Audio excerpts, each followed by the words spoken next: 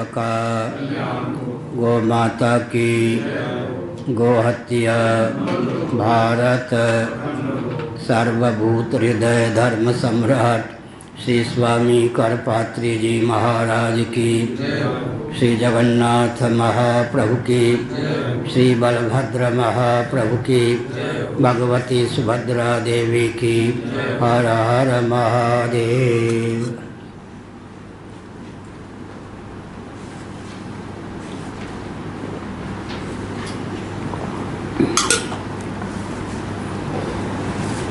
श्रीमद्भागवत सप्तम स्कंद अध्याय 6।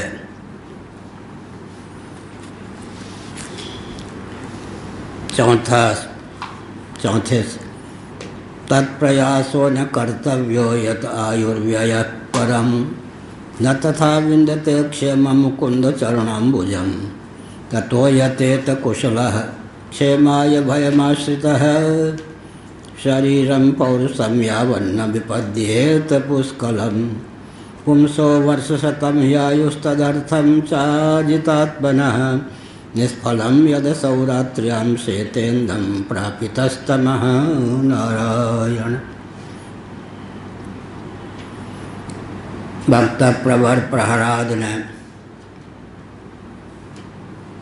अपने सहपाठियों मित्रों को बड़े चाव भाव और अनुग्रह पूर्वक उपदेश दिया।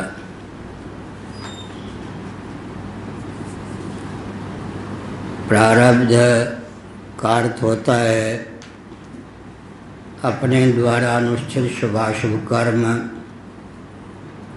सर्वांतर्यामी सर्वेश्वर की प्रेरणा से जब किसी अंश में फल देने के लिए उद्यत हो जाते हैं तब उसी का नाम प्रारब्ध होता है। प्रारब्ध का अर्थ जीव के द्वारा विविध जन्मों में किए हुए शुभाशुभ कर्म जिनका फल भोगा नहीं जा चुका है, जब वे सच्चिदानंद स्वरूप सर्वेश्वर की प्रेरणा से फल देना प्रारंभ कर देते हैं तब उन्हीं का नाम प्रारब्ध होता है। एक शुभ या शुभ कर्म के फलस्वरूप भी विविध शरीरों की प्राप्ति होती है। इस प्रकार कर्म के वशीभूत होकर जीव जन्म और मृत्यु की अजस्र परंपरा का निर्वाह करता रहता है। तत्वज्ञान के बिना भोग के शुभाशुभ कर्मों के संस्कार दग्ध नहीं होते। प्राकृत प्राणी शुभाशुभ कर्मों में संलग्न रहते हैं। विशेषकर मनुष्य शरीर कर्मायतन भी है, भोगायतन भी है, ज्ञानायतन भी है। नए शुभाशुभ कर्म भी मनुष्य शरीर से संभव है। सुख भी अनायास प्राप्त हो जाता है अनुकूल प्रारब्ध का उदय होने पर। दुख भी अनायास प्राप्त हो जाता है प्रतिकूल प्रारब्ध का उदय होने पर। इसका अर्थ है कि जीवन में सुखप्रद दुखप्रद भोग्य पदार्थ प्रारब्ध के अनुसार प्राप्त होते हैं। उनके सेवन से सुख दुख की प्राप्ति होती है। लेकिन जो विवेकी होते हैं उनके जीवन में तितिक्षा विद्यमान रहती है और विवेक के प्रभाव से स्वयं को सुख दुख के चपेट से मुक्त रखने में समर्थ भी होते हैं। द्वंद्वों का विभाग कर लेना चाहिए। सर्दी गर्मी भूख प्यास, ये जो दो द्वंद्व हैं स्थूल शरीर की प्रधानता से जीव को प्राप्त है। सर्दी गर्मी भूख प्यास, इन दोनों द्वंद्वों का समुचित समाधान कर लेना चाहिए, विशेषकर कलयुग में। और इस समय तितिक्षा की क्षमता नहीं रह गई है महायांत्रिक युग के कारण। तो भूख प्यास सर्दी गर्मी का उचित परिहार करना चाहिए, नहीं तो रोग में द्वंद्वों का पर्यवसान हो जाता है। चाहे भोग के द्वार से रोग प्राप्त हो, चाहे तितिक्षा की क्षमता न रहने पर परिस्थिति वश अर्थात तितिक्षा करने पर रोग की प्राप्ति हो। असंयम का फल भी रोग है और तितिक्षा की क्षमता का अतिक्रमण करके सर्दी गर्मी भूख प्यास सहने का फल भी रोग है। रोग से बचना चाहिए तो सर्दी गर्मी भूख प्यास का उचित समाधान शास्त्रोचित विधा से करने का प्रयास करना चाहिए। बाकी जो हानि लाभ मान अपमान आदि द्वंद्व हैं, ये तो विवेक अविवेक के स्तर से प्राप्त होते हैं। केवल मनोयोग से हानि लाभ मान अपमान की प्राप्ति होती है। तो जो केवल मनोयोग से प्राप्त होने वाले द्वंद्व हैं, विवेक की प्रगल्भता से उन पर हम सुगमता पूर्वक विजय प्राप्त कर सकते हैं। युक्त आहार विहार निद्रा आदि का सेवन करने पर शरीर की प्रधानता से जो शीत उष्ण भूख प्यास ये दो द्वंद्व प्राप्त हैं, उनका शमन कर सकते हैं उचित विधा से। एक धर्मानंद जी महाभाग थे, दैवी संपत्ति मंडल के। वे किसी भक्त के यहाँ मान लीजिए बम्बई गए, आश्रम के संचालन के लिए उस धनी व्यक्ति से कुछ धन मिलने की भावना से। हवाई अड्डे पर वे सद्गृहस्थ पत्नी के सहित उनको लेने आए। एक ड्राइवर था,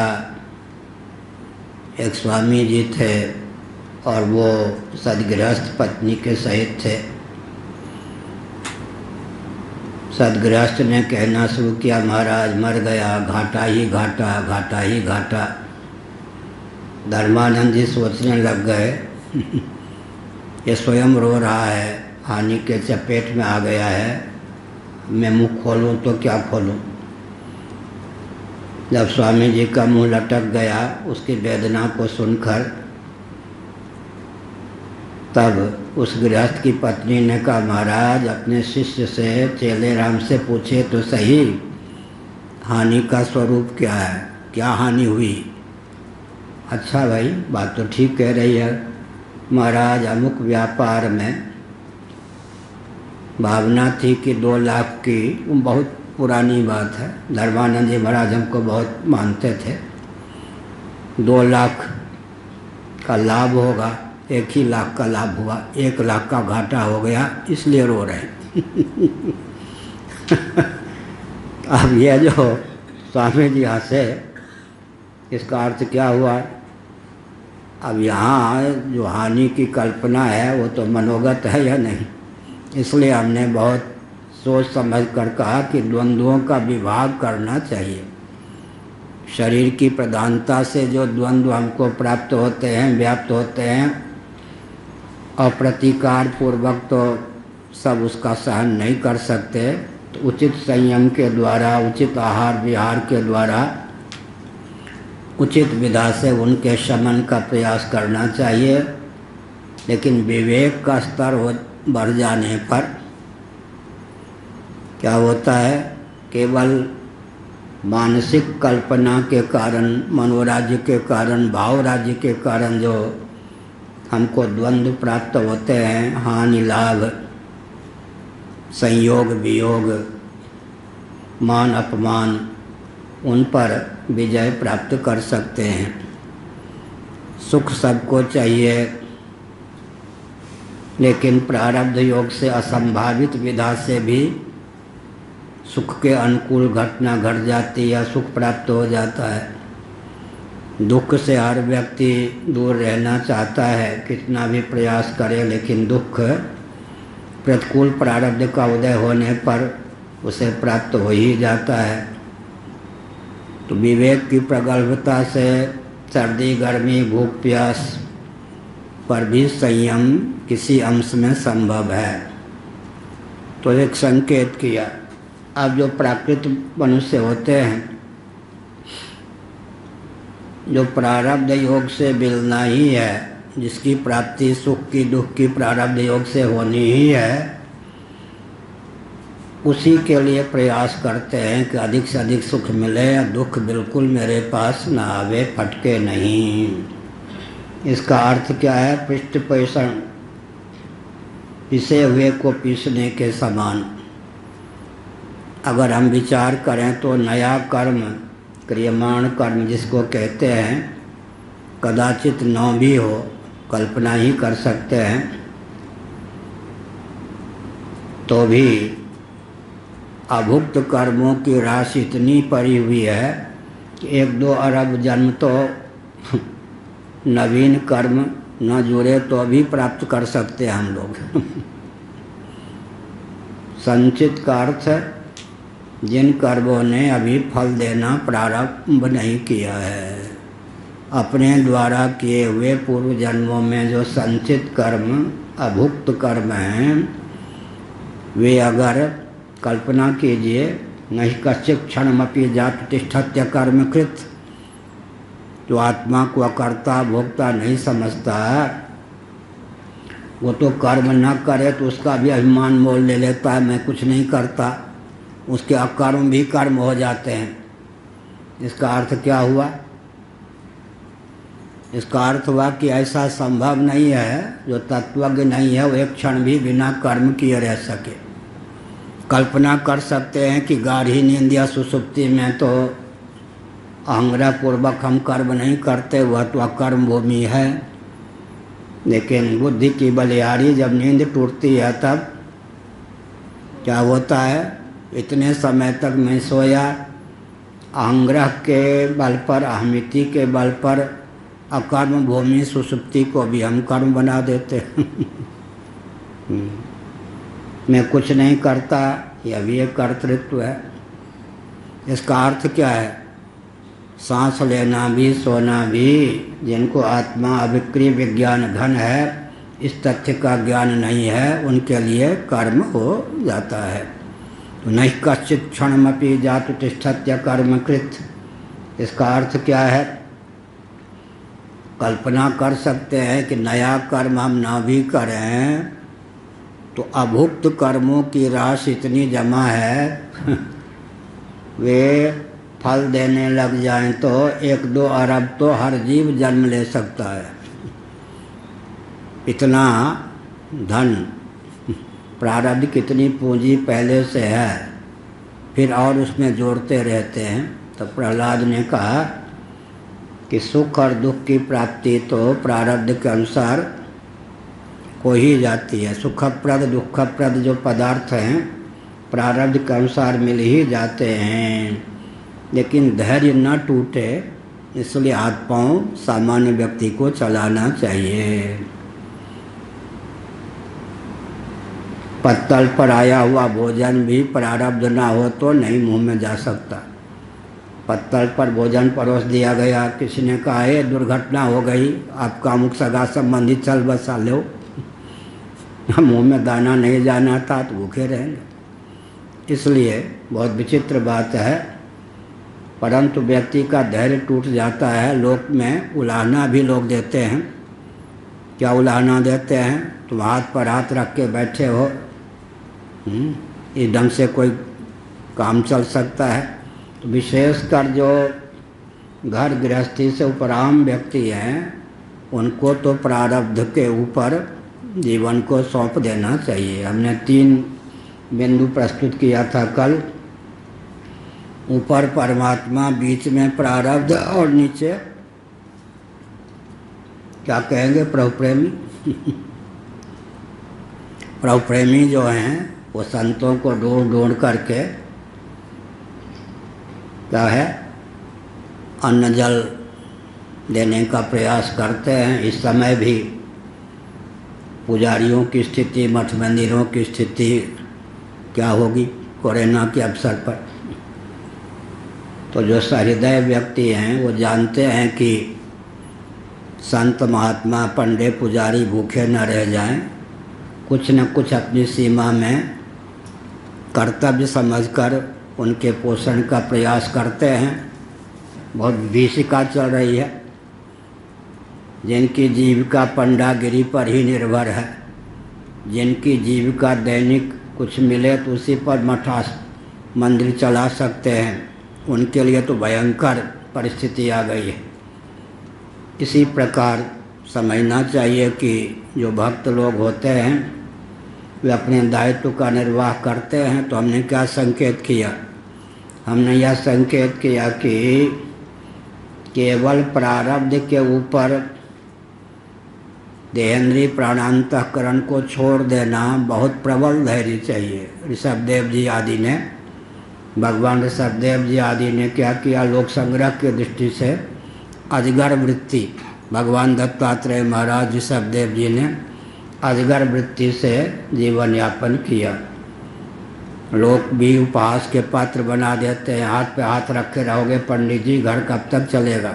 ठीक है, लेकिन कम से कम जो परमार्थ पथ के पथिक हैं उनके सामने एक समस्या आती है कि प्रारब्ध पर परमात्मा की प्राप्ति को छोड़ें या भोग को छोड़ें, भगवान को प्रारब्ध पर छोड़ दें या भग को प्रारब्ध पर छोड़ें। माने भोग और भक्ति, भोग और भगवान, साइड बिजनेस जिसको अंग्रेजी वाले कहते हैं, बीच वाले तो दोनों पे हाथ मारते हैं। गीता के 6ठे अध्याय के अनुसार ही अर्जुन को चिंता हो गई, कहीं सत्संग के चपेट में आकर, संतों के चपेट में आकर जिन्होंने हाथ पांव भोग्य सामग्री की प्राप्ति के लिए चलाना बंद कर दिया, कच्चिन्ना हो कच्चिन्ना उभय विभ्रष्टा कहा, और भगवान उनको मिले नहीं, योग मार्ग में सफलता मिली नहीं, वो छिन्न भिन्न बादल के समान उनकी दुर्दशा तो नहीं हो जाती है? न माया मिली न राम मिले दुविधा में दोनों गए, न माया मिली न राम मिले। भगवान ने कहा नहीं, नहीं कल्याण कृत कश्चित दुर्गतिम तात गच्छति। भगवान के मार्ग पर जो चलते हैं वो भोग से च्युत हो गए, योग से च्युत हो गए, ऐसी बात नहीं। लगते पूर्व दैहिकम, लगते पूर्व दैहिकम, इसका अर्थ क्या है? संसारी व्यक्ति दोनों हाथ और हाथ चलाते हैं, कुछ समय भगवान का भजन करते हैं। भजन भी दो ढंग के, केवल भरण पोषण में भगवान की भक्ति सहयोगी बन जाए, आर्त अर्थार्थी होकर भजन करते हैं, प्रायः तो ऐसे ही हैं। दूसरे वो होते हैं जो 1 घंटे 1.5 घंटे अपने कल्याण के लिए, सबके कल्याण के लिए, भगवत भक्ति की प्राप्ति के लिए, अंतःकरण की शुद्धि समाधि के लिए भगवान का भजन करते हैं, बाकी प्रवृत्ति मार्ग में लगे रहते हैं। लेकिन जो भगवान के ऊपर भरोसा करके ही भवजाल से मुक्त होने की भावना से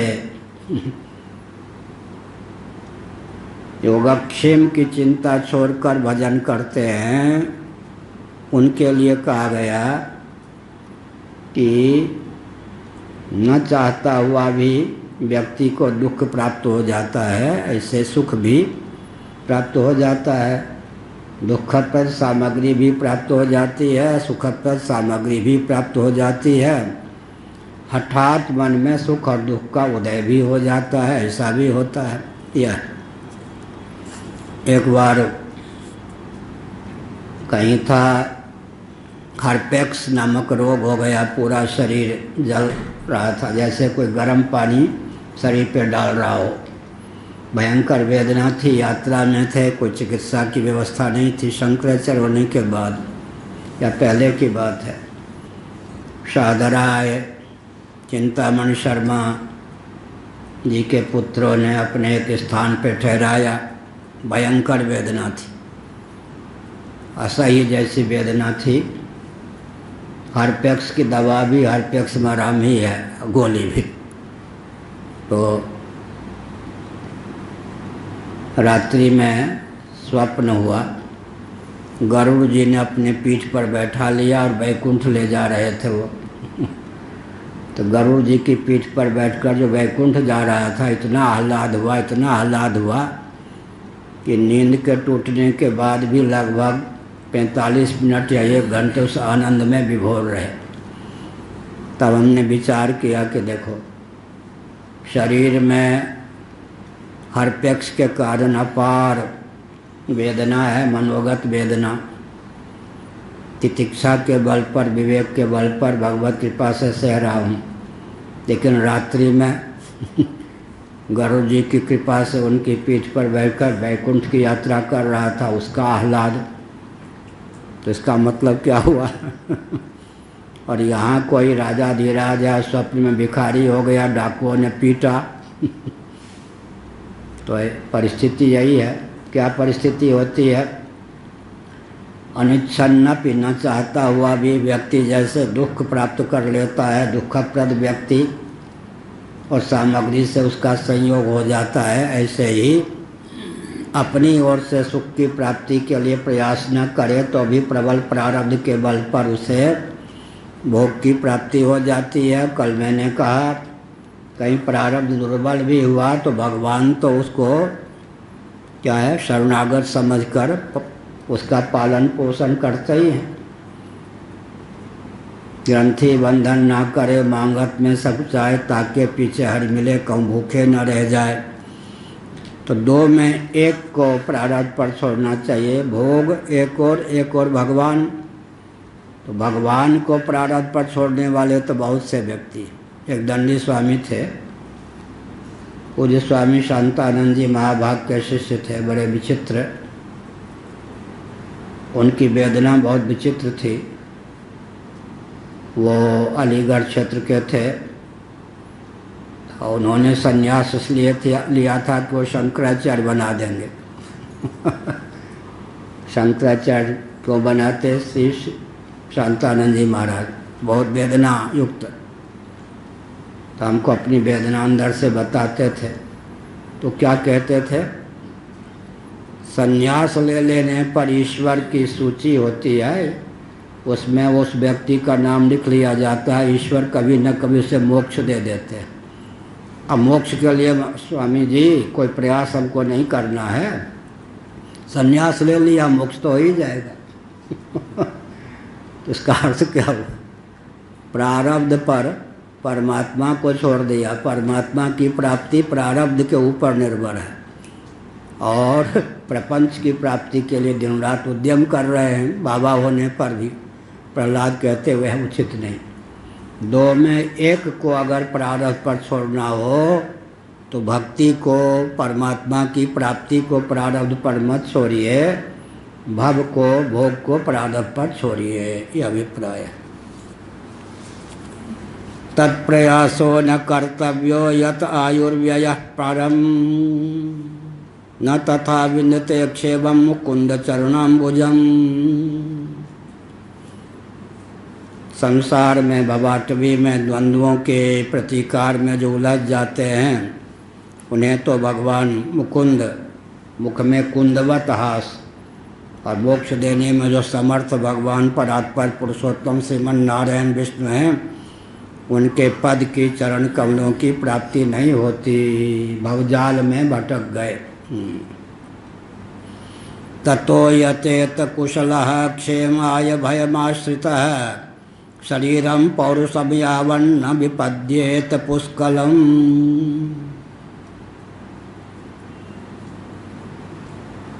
भयमाश्रितः, पूरा जीवन जो है भयग्रस्त है। भाई के चपेट में पड़ा हुआ है।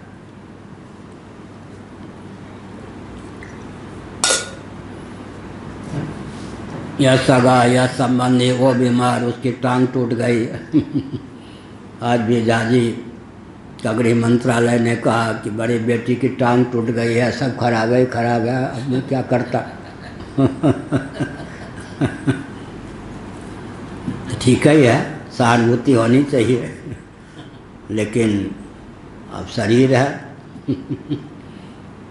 एक फिरोजाबाद है उत्तर प्रदेश में, नैमिष वालों के शिष्य थे, बहुत अच्छे वैद्य। जब मैं ध्रुव चैतन्य ब्रह्मचारी था तब भी मैं उनको जानता था, नाम वाम तो मैं भूल ही जाता हूँ। फिर शंकराचार्य हुआ, फिरोजाबाद का कार्यक्रम हुआ, वो तो हमें नहीं पहचान सके कि ये ध्रुव चैतन्य ही शंकराचार्य के पद पर सन्यासी होकर विद्यमान है। वो आए, महाराज मैंने रस रसायन का सेवन किया, मैं धनवंतर के समान माना जाता हूँ, जिसको दवा देता हूँ बिल्कुल हृष्ट पुष्ट कर देता हूँ, बूढ़े व्यक्ति को जवान बना देता हूँ। अब हम चुपचाप सुनते रहे। हमने सोचा था कम से कम 105-7 वर्ष तक जीवन रहेगा ही, स्वस्थ रहेंगे ही, लेकिन रिक्शा पे आ रहा था, पीछे से ऐसे ठोकर लगी कि देखिए टांग टेढ़ी हो गई। तो मेरे मुंह से निकल गया, आखिर वैराग्य का कोई न कोई उपाय तो भगवान को ढूंढना ही था। इतने वो कष्ट में हुए। क्या आपने शरीर को अजर अमर करने का प्रयास किया, भगवान का अनुग्रह कहीं न कहीं से वैराग्य का स्रोत तो निकालना ही था। तो मेरे मुंह से निकल गया कि भगवान ने कुछ वैराग्य का स्रोत आपको दे दिया है। अब इतने कष्ट में प्रणाम वाम क्या करते, भाग गए, क्या क्या बोलते। तो रस रसायन पाने वाले को भी क्या, रिक्शा पर बैठ के यात्रा कर रहा है, हो पीछे से स्कूटर वाले या कोई मोटरसाइकिल वाले ठोकर मार दें, अप्रत्याशित ढंग से टांग टूट जाती है, कुछ न कुछ कष्ट हो ही जाता है। इसका मतलब क्या है, बहुत प्रयास करने पर भी व्यक्ति के पास दुख आ ही जाता है। और अनायास न प्रयास करने पर भी, बहुत प्रयास करने पर भी, माने दुख से बचने का बहुत प्रयास करने पर भी व्यक्ति के पास दुख आ ही जाता है। और सुख प्राप्त करने का बहुत प्रयास करने पर भी सुख नहीं आ पाता, अनायास भी कभी कभी सुख आ ही जाता है। तो भगवान को प्रारब्ध पर छोड़ें, भक्ति को प्रारब्ध पर छोड़ें, मोक्ष को प्रारब्ध पर छोड़ें, या भोग को प्रारब्ध पर छोड़ रहे हैं, इस घाटी पर से जीवन हो तो अच्छा है कि भोग को प्रारब्ध पर छोड़ दें। इसके लिए सूक्ष्म दृष्टि चाहिए, प्रारब्ध के स्वरूप का ज्ञान भली भांति चाहिए, नहीं तो लोग भी उलाहना देंगे। और इस समय तो कोरोना ने बहुत सा मार्ग प्रशस्त कर दिया। क्या ये मठ मंदिर तो प्रारब्ध पर ही चल रहे हैं, प्रभु प्रेमी प्रारब्ध परमात्मा। इस समय तो कोई प्रयास हो ही नहीं सकता इनके संचालन का। तो बहुत सी जो गुत्थियाँ थी जीवन की, लोग अपने विवेक के बल पर नहीं सुलझा सकते थे। युक्त आहार विहार छुआछूत जिसको कोसते रहते थे, इस कोरोना ने उन भौतिकवादियों की सारी मान्यताओं पर पानी फेर करके उनके मन में सनातन सिद्धांत के प्रति आस्था उत्पन्न कर दी। अब छुआछूत तो अपने शरीर में भी, नाक मत खोदते रहो, कान मत खोदते रहो, नीचे के अंगों पर हर समय हाथ मत ले जाओ, बाल मत खोदते रहो। क्या इसका अर्थ क्या है? दूसरों से छुआछूत नहीं, अपने अंग से भी हर समय स्पर्श करना मना। अब लो जी, बाहर के छुआछूत को मिटाते मिटाते अब घर में ही, शरीर में ही छुआछूत का रोग लग गया। चेतावनी देते या नहीं? इसका अर्थ क्या हुआ? इसका अर्थ यह हुआ कि अंत में जो सनातन सिद्धांत हैं उनमें आस्थान्वित व्यक्ति को प्रारब्ध के ऊपर परमात्मा को छोड़ें, परमात्मा की प्राप्ति को छोड़ें, भगवान को छोड़ें, या भगवान की भक्ति को छोड़ें, या भोग को छोड़ें।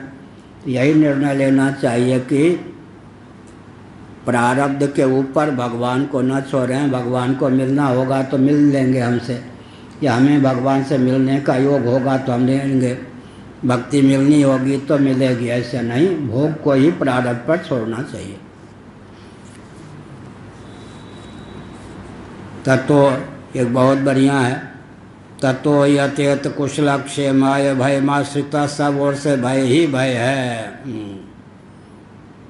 ततो यतेत कुशल क्षेमाय भयमाश्रिता, जो मान को पकड़ के रखता है उसको कोई अपमान न कर दे। जो शरीर कोई पकड़ के रखता है कहीं खरोंच न लग जाए, कहीं चोट न लग जाए। सुख को पकड़ के रखता है कहीं से दुख न टपक पड़े, बड़ी विकट बात है।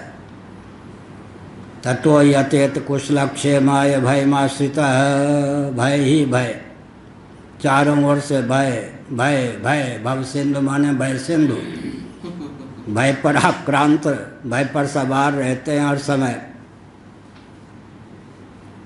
शरीरम पौरुषम यावन न विपद्येत पुष्कलम पुष्कलम, लेकिन नश्वर शरीर होने पर भी भगवत प्राप्ति के लिए यह समर्थ है, पुष्कल है, पर्याप्त है। इसका मतलब मानव जीवन की विशेषता यह है कि भगवान की प्राप्ति के लिए श्रवण मनन निधिध्यासन की क्षमता को दीप्त करने के लिए सारी सामग्री हमारे पास है। श्रोतव्य, मंतव्य, निधिध्यासितव्य, इंद्रियां भी हमको प्राप्त हैं, और ऐसी इंद्रियां प्राप्त हैं जिनके माध्यम से भगवत तत्व का श्रवण कर मन में भगवान के स्वरूप का निर्धारण भी कर सकते हैं। मन में भगवान को बिठाकर उनके स्वरूप का चिंतन करके मनोयोग भी भगवान में हो सकता है। श्रवण मनन निधिध्यासन के अनुकूल, भगवत प्राप्ति के अनुकूल, नवधा भक्ति के अनुकूल हमारा जीवन है।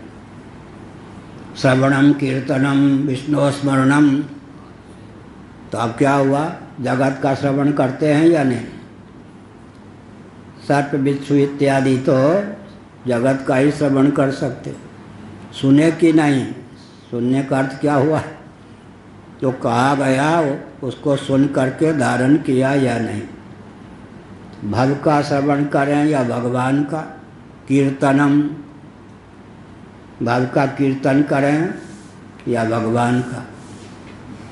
एक व्यक्ति ने कहा, महाराज आपको, मेरठ में था जादूगर आश्रम, दंडी आश्रम में, पर्व का दिन है, गंगा जी स्नान करा लावे। हमने कहा अच्छी बात। अब ऐसा विचित्र व्यक्ति था कि मैं स्वयं कार चलाऊंगा, ड्राइवर चलाता है तो अनुशासित होता है, मालिक कार चलावे तो किसी की सुनता नहीं है, बरबर बरबर बोलता रहता है। गंगा स्नान किया, मेरे लिए तो नरक हो गया। गंगा जी का स्नान तो मिला, वो जो प्रपंच की चर्चा छोड़े ही नहीं, उसका व्यसन था। 2 घंटा जाने में 2 घंटा आने में, हमने कहा इससे भयंकर नरक क्या होगा। क्या 9-10 घंटे पढ़ने लिखने में कभी हम प्राय श्रम का अनुभव नहीं करते हैं।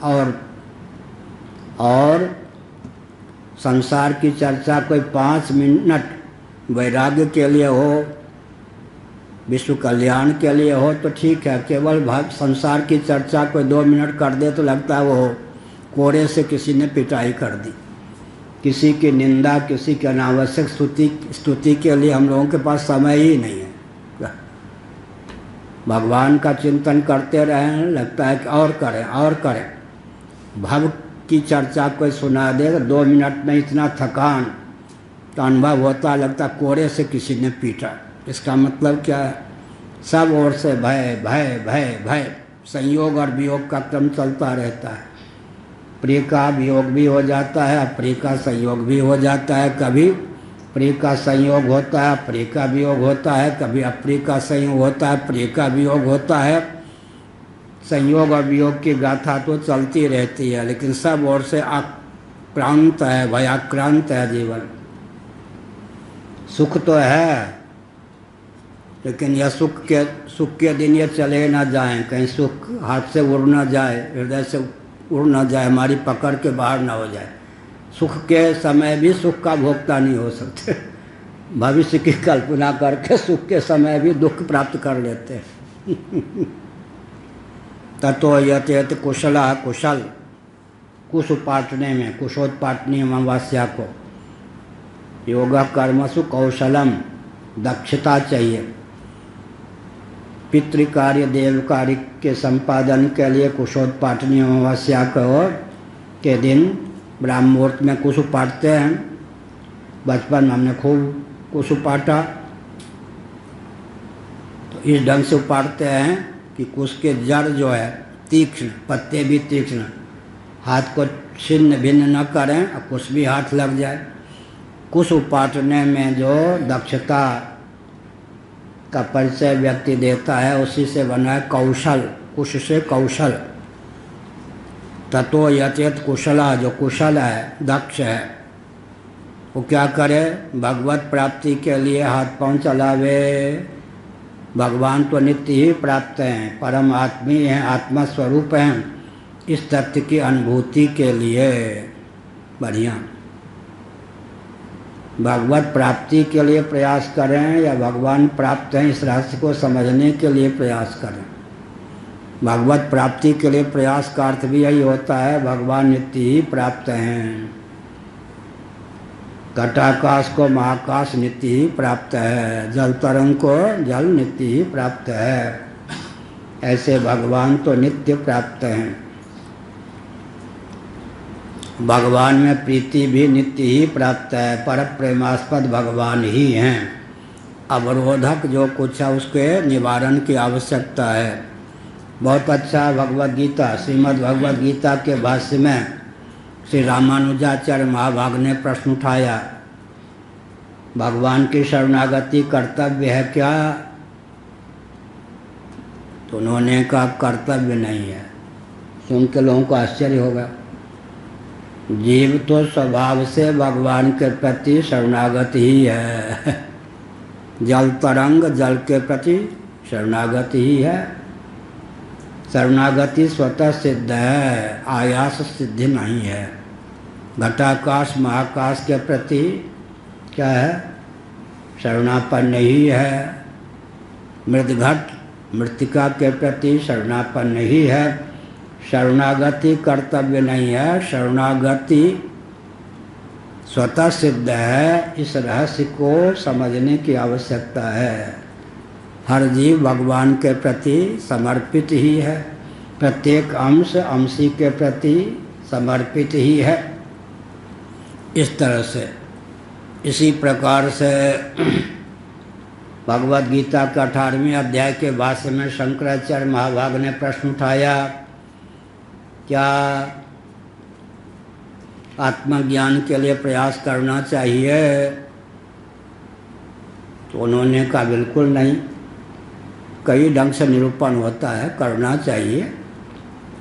आत्मावार्य द्रष्टव्य श्रोतव्य मंतव्य, स्तर भेद से वचन में भेद होता है।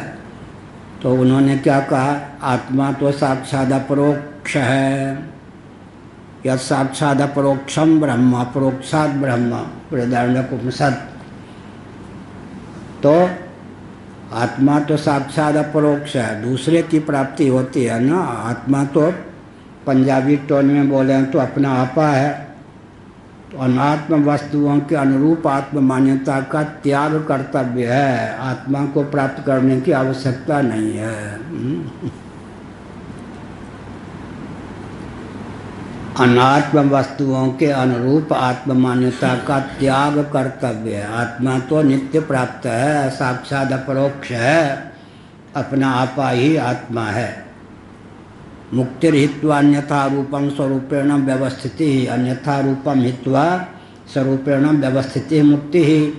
अनात्म वस्तुओं के अनुरूप आत्म मान्यता का परित्याग कर आत्मानुरूप आत्मा स्थिति का नाम मुक्ति है। तो इसका अर्थ क्या हुआ, जब तक देहपात न हो जाए, विकराल काल के मुख में जीवन चला न जाए, प्रयत्न कर लेना चाहिए। यह मनुष्य शरीर विचित्र है। जो देव ब्रह्मसूत्र में देवताधिकरणम में इस पर चर्चा है। मनुष्य शरीर देव दुर्लभ है। क्या चर्चा है? देवता जो हैं वे तत्व ज्ञान में अधिकृत हैं या नहीं। तो प्रश्न उठता है कि श्रवण मनन निधिध्यासन के योग्य उनको जीवन प्राप्त है। कर्मों में देवता अधिकृत हैं या नहीं। अधिकार से पारंगत होने के कारण देवता कर्मों में अधिकृत नहीं है। अनधिकार की बात दो ढंग से चलती है। अवर्ता को लेकर अनधिकार, पारंगतता को लेकर अनधिकार। अब एमए जो उत्तीर्ण कर चुका उसके लिए पारंगतता के कारण एमए पास करने की जिस विषय में कर चुका आवश्यकता नहीं है, पारंगत होने के कारण। इंद्राय स्वाहा इदम इंद्राय नमः। देवता तो उपास्य हैं, उनके निमित्त आहुति का निक्षेप होता है। कर्मों में अधिकृत नहीं है माने पारंगत हैं। कर्मकांडियों के तो आराध्य हैं। तो फिर ज्ञान कांड में ज्ञान कांड के अनुकूल उनका जीवन है, क्योंकि कर्मेंद्रियां, ज्ञानेंद्रियां, प्राण और अंतःकरण, कर्मेंद्रिय, ज्ञानेंद्रिय, प्राण और अंतःकरण रूप जो लिंग शरीर सूक्ष्म शरीर है उसका दिव्य रीति से अभिव्यंजक संस्थान द्रव्य सूक्ष्म विपाकात्मक स्थूल शरीर उनको प्राप्त है। कहाँ पर? स्वर्ग आदि में उनको जो दिव्य जीवन प्राप्त है। तो देवता तत्व ज्ञान में अधिकृत हैं, चाहें तो श्रवण मनन निधिध्यासन कर सकते हैं, लेकिन दिव्य भोग्य होने की समुपलब्धि होने के कारण भोग भोगने की प्रचुर क्षमता और प्रचुर दिव्य भोग्य पदार्थों की सुलभता के कारण प्रमाद में ही उनका जीवन चला जाता है। क्या बड़ी विचित्र बात। ये जो मनुष्य जीवन है, ऊर्ध्वं गच्छन्ति सत्वस्था, मध्ये तिष्ठन्ति राजसाः, जघन्य गुण वृत्तिस्थाधो गच्छन्ति तामसाः। मनुष्य शरीर जो है शुभाशुभ कर्मों के फलस्वरूप हमको आपको प्राप्त है। इसमें सुख भी मिलता है, दुख भी मिलता है। और देवताओं का जो श्री विग्रह है वो तो शुभ कर्मों के फलस्वरूप प्राप्त है। उसमें दिव्यता है, श्रवण मनन निधिध्यासन की क्षमता है, लेकिन उस क्षमता का उपयोग क्यों नहीं कर पाते? बेहोश रहते हैं। इतना वैभव, भोग भी प्रचुर और दिव्य, भोग भोगने की क्षमता भी प्रचुर और दिव्य, इसलिए 5000 वर्ष की आयु भी उनकी देवलोक में 5 घंटे के समान उन्हें मालूम पड़ती है। तब तक क्षीणे पुण्य मर्त्य लोकम विशंति। देवलोक में वैराग्य बहुत दुर्लभ है और मनुष्य शरीर में वैराग्य सुलभ है।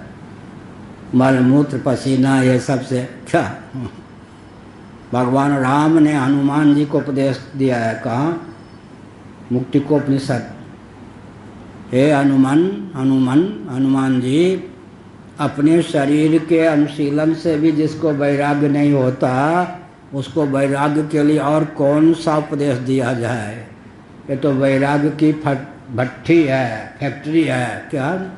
स्थूल शरीर हमारा जीवन जो है वैराग्य ही वैराग्य है। मल मूत्र पसीना दुर्गंध क्या नश्वर सब अदिव्यता की पराकाष्ठा, मल मूत्र ये सब।